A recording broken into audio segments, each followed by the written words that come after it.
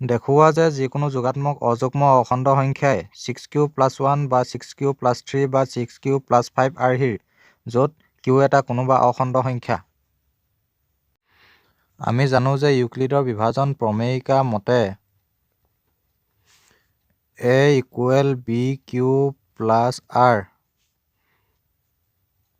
য'ত r < b > 0। ইয়াক আমি সমীকৰণ 1 ধৰি লৈছো। আমি যদি b ৰ মান b = 6 লওঁ তেন্তে r =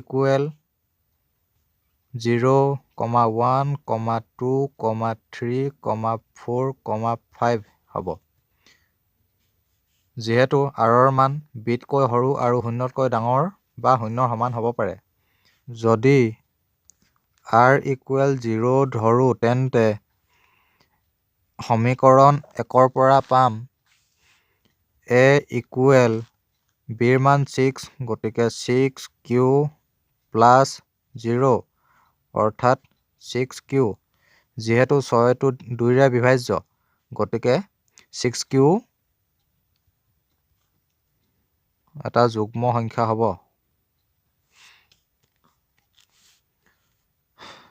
যদি r = 1 লওঁ তেন্তে a = 6q + 1,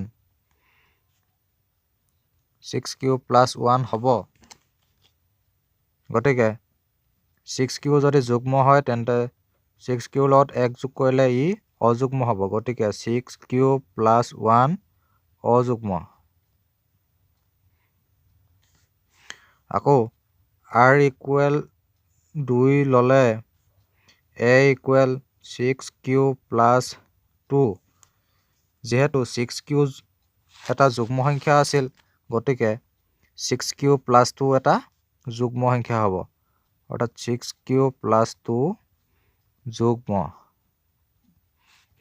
যদি r = 3 তেন্তে a = 6q + 3, অৰ্থাৎ 6q + 3 2 ৰে বিভাজ্য নহয়। যিহেতু 6q + 2 যুগ্ম আছিল, গতিকে ইয়াৰ পিছৰ সংখ্যাটো অযুগ্ম হ'ব। 6q + 3 অযুগ্ম। যদি r = 4 লওঁ তেন্তে a = 6q + 4, 6q + 4 এটা যুগ্ম সংখ্যা হ'ব। যদি r = 5 লওঁ তেন্তে a = 6q + 5 হ'ব। 6q + 4 এটা যুগ্ম, তেন্তে 6q + 5 অযুগ্ম।